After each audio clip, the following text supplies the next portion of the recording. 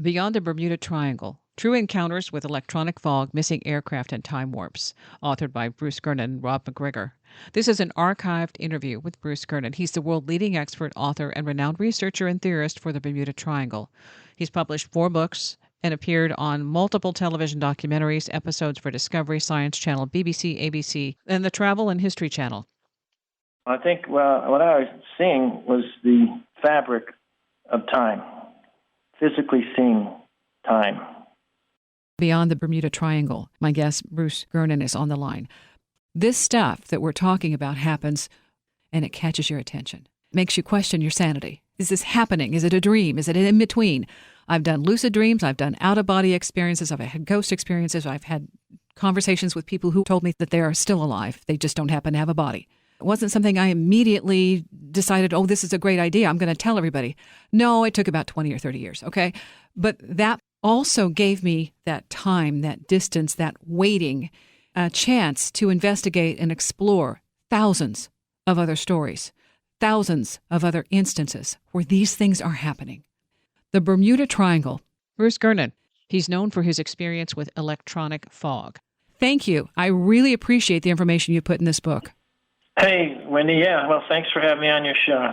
Because you are a pilot, having flown in that area, you bring a whole different sense of awareness to this equation that says there's something else going on here than just a triangle.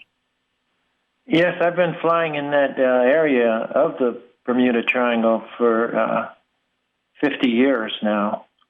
But I've recently retired from flying, though, because my depth perception and my vision is not nearly as accurate as it used to be. When I had this main experience, my vision was actually 2010, so I could see things that most people couldn't even see. And I think that's why you were the perfect person to have this experience. Yes, it was an incredible experience. But my dad was with me. He was a pilot, too. He was the co-pilot, and we had a business partner with us, too. So it wasn't just you out there imagining a bunch of stuff. You had witnesses. Yeah, they worked with me right up to their deaths, always backing me up in my research. That's the fantastic thing about this, is that you've done some tremendous math and homework. And if you're listening, Bruce Gernon, co-author of Beyond the Bermuda Triangle, True Encounters with Electric Fog, Missing Aircraft, and Time Warps. You also have a website. The website is the Electronic Fog, electronicfog.com. I want to get into the story so you can set it up the first time that you had this experience and how that shifted your focus in life. Okay? Is that a good way to set it up? The shift took a long time, though, but you're talking about a lot of time. Yeah, the first time it happens is like an, oh, wow, what the heck do I do moment, and you kind of put it on the back burner. And then you come back to it when you feel sane, and you feel like, well, okay, maybe I can investigate this and not feel like I'm off my rocker. Does that set it up better? Yeah, that makes a lot of sense. Yeah, after I experienced it, I didn't even mention it to anyone for just over a year because it was unexplainable. But I kept it in my mind, and every day I would think about it at least twice a day for like 15 minutes or so. I'd concentrate on what I experienced. So I did that for just over a year, and I kind of created a permanent memory of what it visually looked like in my mind. I watched a TV show, a Dick Cavett show, and a scientist named Ivan Sanderson was talking about a strange area. It wasn't even called the Bermuda Triangle then. I think he called it the limbo of the lost. He mentioned that it had something to do with time or time warps or space-time travel, and that's when I realized that was the key to my experience, and I was better able to explain it when I started researching time and how it works and what it did to me on that experience. What I'd like you to do is set up that story. What happened with you in that plane when all of a sudden it didn't make any sense and it went beyond anything you before had experienced? December 4th of 1970 that I experienced this. So I've been researching it for all these years. And if there's any pilots out there that are listening, I would like them to listen carefully to what I have to say, because it's especially important for pilots to understand what I'm explaining about what I call electronic fog. They could experience it themselves someday. If they haven't heard of this, they should listen to it and try to understand it, because it's for real, and it's been a problem with convincing mainstream science. But I can guarantee it will be accepted in the future, because I experienced it firsthand. Actually, I've experienced it twice. It's rare, but there's hundreds of pilots that have experienced it, and I've talked to them, most of them. What happened? Well, I had been flying in the Bahamas for about 6 years before this happened, and so I was already thoroughly familiar with the area. We were working on a project to develop in Andros Island, and I had flown there about 12 or 13 times before on a round-trip flight from Palm Beach International in Florida. We'd go direct to Bimini and then make a slight turn to Andros. And we would go to an airport called Fresh Creek. And that's where there was a Navy base. It's a scientific Navy base that works with RCA on the development of submarines and torpedo warfare that they practice in what's called the tongue of the ocean, which is a deep area of 6,000 feet in between Nassau and Andros. It's about 30 miles wide, 100 miles long. Mm-hmm. We had spent a few days there, so it was a Friday morning. We were heading back, or planned on heading back in the morning to Palm Beach, and it was raining. And so there wasn't any telephones back in 1970 on Andros Island. So we couldn't really get any weather reports. And so we waited for the rain to clear out, and I've investigated the charts, the weather charts from that day in modern times, and it showed that there was a huge area of storms covering the entire island of Andros, which is the biggest island in the Bahamas. It's 40 miles wide and 100 miles long.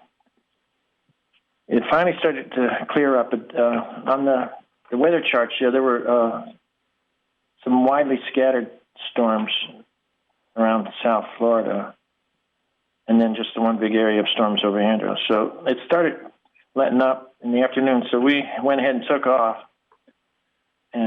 Exactly 3 p.m. is when we lifted off. Mm-hmm. Time was very important back then to watch your time in your watches.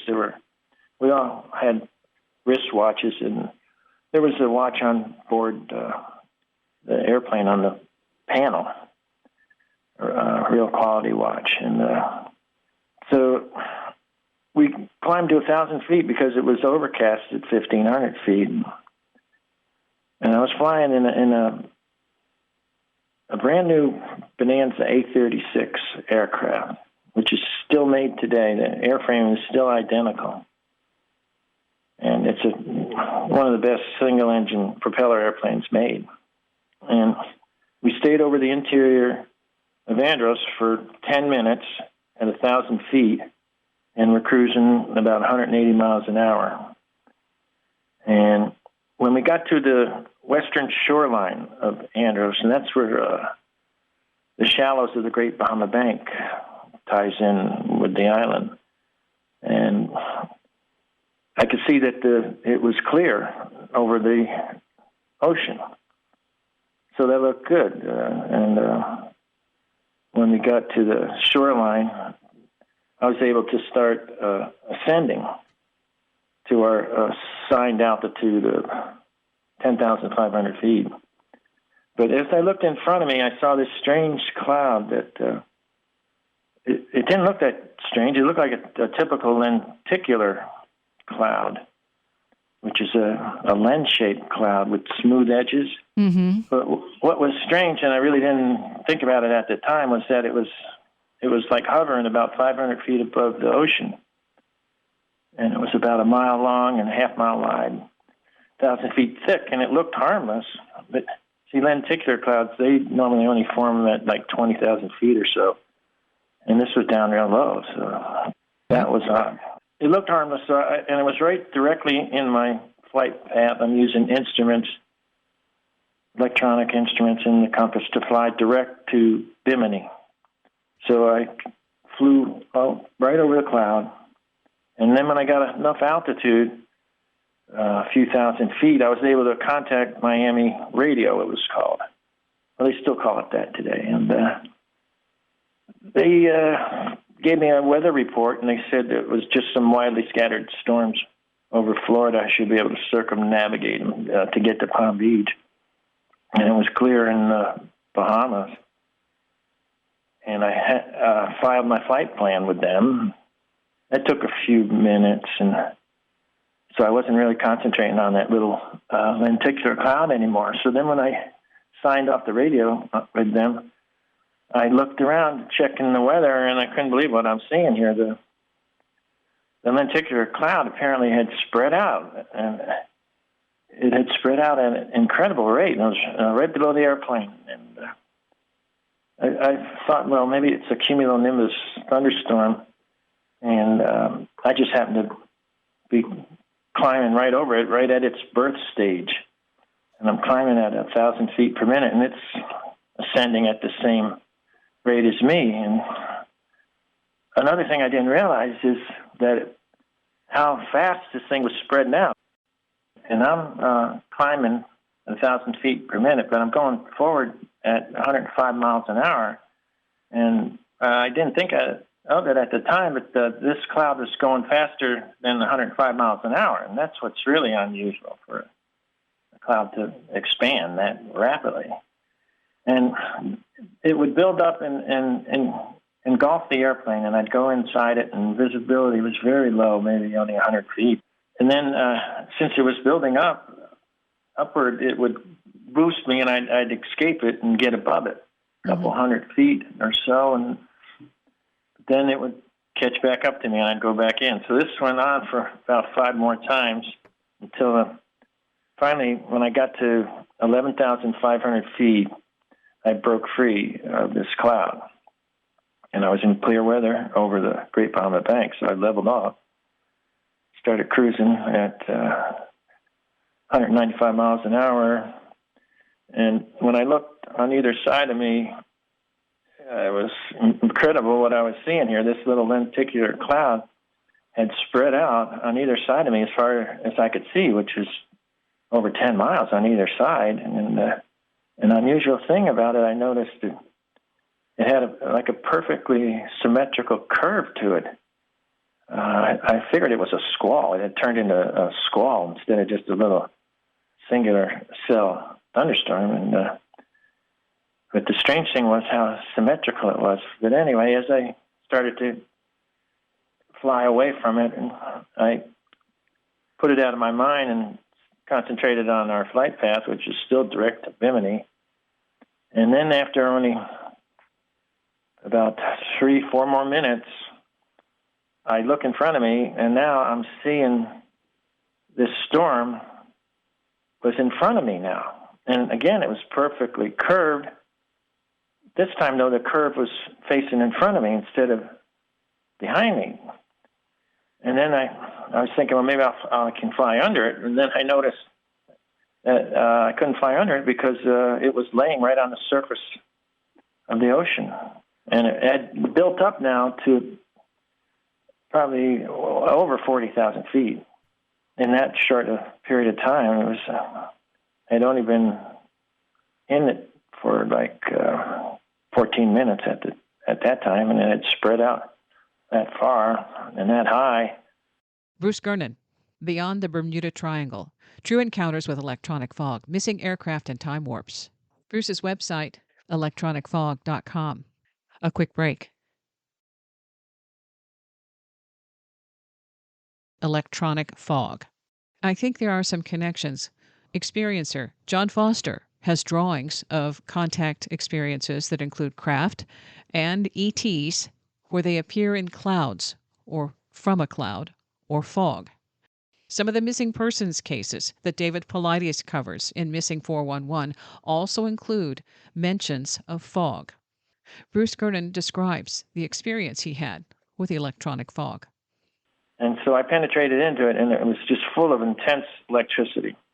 There were flashes of electricity. There weren't lightning bolts. And the deeper I went, the more intense the flashes became, and the brighter they became, and the darker it became when they were not flashing. So it was kind of spooky, so I decided to pop out of it. So I made a sharp turn to the south, to the left, and got back out into the clear, started traveling along the edge of the storm. I contacted Miami Radio at this point, and I told them that I was deviating from my flight path because of a storm. Mm-hmm. I was going to see if I could fly around it. And they said, okay, great, no big deal. Let us know when you get around it.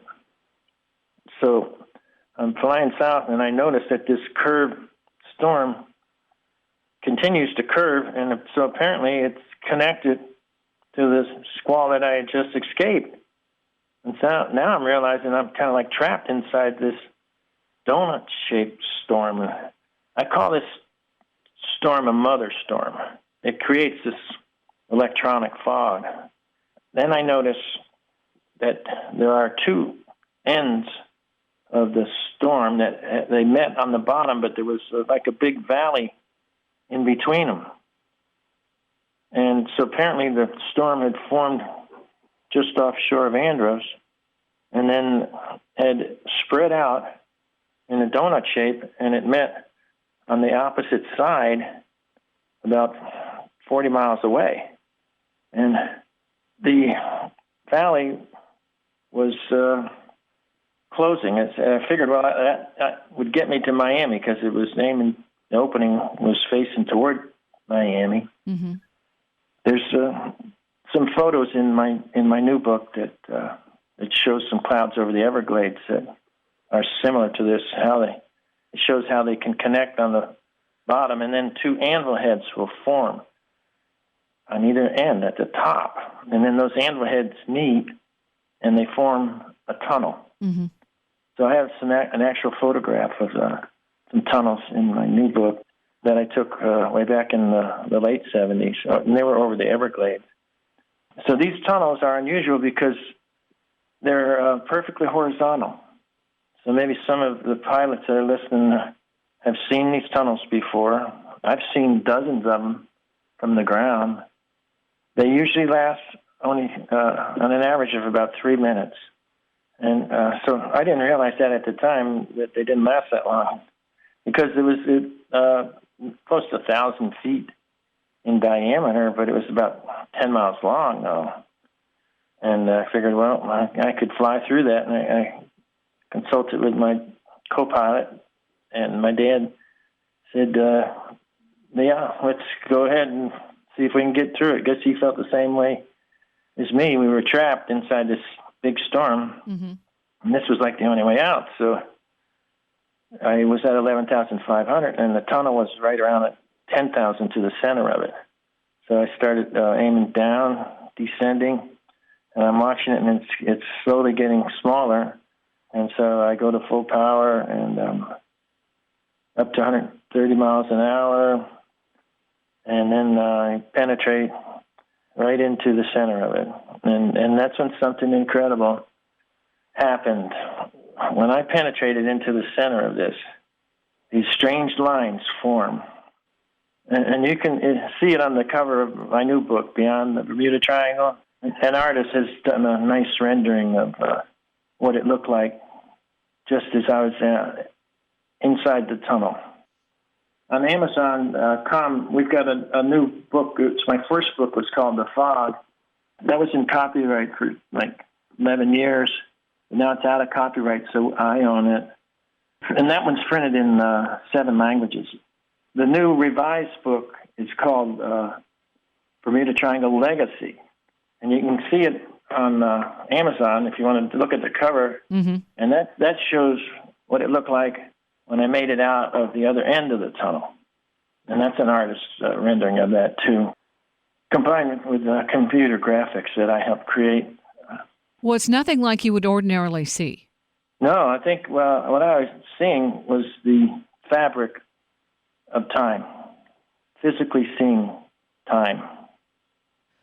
When you finally got to the end of your journey, how much time?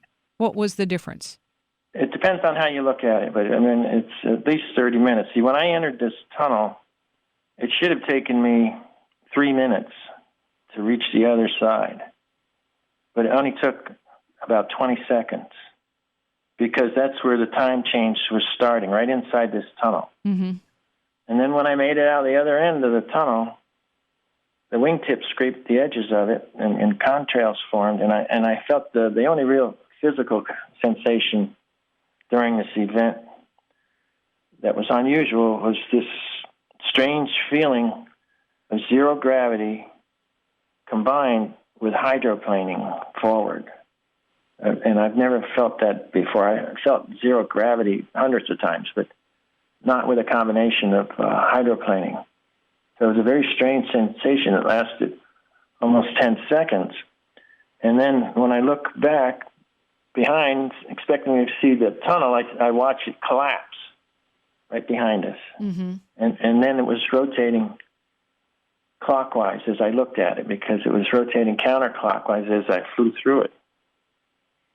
I was expecting to be in the clear blue sky that I was aiming for, but that instantly disappeared. And this is where my theory of the electronic fog comes in. It had attached itself to our aircraft. And it took me like 30 years of research to realize finally that I wasn't flying through this fog. I was flying with it. It was attached to us. And that's why everything looks so strange when you're in it. You know, if you're a pilot and this happens, you may think, oh, I'm entering a haze. Well, it may not be a haze. It could be like a weaker variety of this electronic fog. Mm-hmm. Or if everything looks blurry, though, then you're in a stronger area of this electronic fog that can affect time and space. And that's what was going on while I was in this fog for 3 minutes. And I was able to contact Miami Radio. Told them I was about 90 miles east of Miami. And I can't remember exactly what I told them, but they could tell there's something wrong going on. So they tried to help me and locate me. And I was using my transponder to help them locate me, but they couldn't find me on radar. So they were no help at all. So it was a little bit scary at that point. Yeah, your dad, you said your dad was at that point like a little bit more frantic. Yeah, he kind of went into a state of panic. He grabbed the microphone from me and started yelling at the controller. And I had to grab it back from him, calm him down. So you are, at this point, Dad's panicked. He's already decided something's really wrong. You know something's wrong. Where do we go from there? Well, I kind of used my mind to steer the airplane because none of the instruments were working for navigation. And our partner in the back seat, he became totally nauseous and was slurring all his words and he couldn't understand the word he said. Mm-hmm. So it can affect people. It can make people pass out. It can make them nauseous. Or the worst thing, it can make or create spatial disorientation, which has happened to many, many pilots, and they end up in a graveyard spiral because they're so confused. Their instruments aren't working. They don't realize they're flying with this fog, not through it. And so then the 3 minutes in this fog go by, and then the radar controller comes on the microphone, and he's really excited. He says he's got an airplane directly over Miami Beach. I look at my watch, and I've only been flying for 30 minutes. I said, well, no, that's impossible. I told him I'm probably maybe 80, 85 miles east of Miami. He says, are you sure? And then another incredible thing happened. These slits formed all around the airplane, parallel to the plane, our direction of flight. Mm-hmm. And within 10 seconds, the slits opened up, and I could see the clear blue sky through the slits. Within 10 seconds, all the slits were gone, and I was in just crystal clear blue sky, and there's Miami Beach right below me. Wow. So I looked behind me expecting to see this huge fog bank that I had just escaped, and it was clear for over 10 miles visibility. There was no fog bank. And, of course, I didn't realize that it was attached to me at that time. We signed off, and I went to Palm Beach International and landed. Mm-hmm. And the flight only took 47 minutes. And I had made that flight over a dozen times before, and it always took more like 90 minutes. So there was 30 minutes time somehow that was gained somehow. I got ahead of time. Why did it let you go? Well, I believe it was because I was transitioning from a large body of ocean water to a large body of land. And the atmospheric change as I traveled over the land from the water made it electronically detach from the aircraft. So pilots should keep that in mind if they're ever over a large body of water and this fog attaches to them and they can't escape it. Just make one turn and make that turn direct to a large body of land, and it should detach. And just the opposite can happen, and it happened once to me over the Everglades. If it attaches to you over a large body of land, make just one turn and make that turn toward a large body of water, and it will detach from you just like it did for me when I encountered this fog back in 1996 for the second time.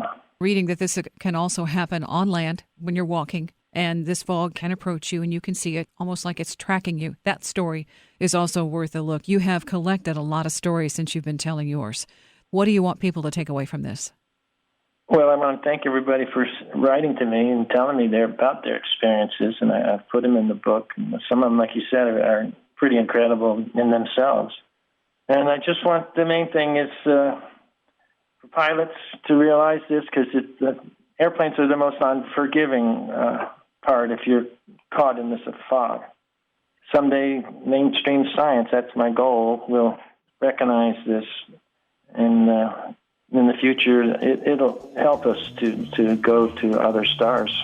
Bruce says he actually wrote Stephen Hawking about his experience, and Hawking replied. He sent him a copy of the lecture he gave in 1995 called Space and Time Warps. Bruce Gernon, Beyond the Bermuda Triangle, True Encounters with Electronic Fog, Missing Aircraft and Time Warps. For more information, check out his website, electronicfog.com. Thanks for listening.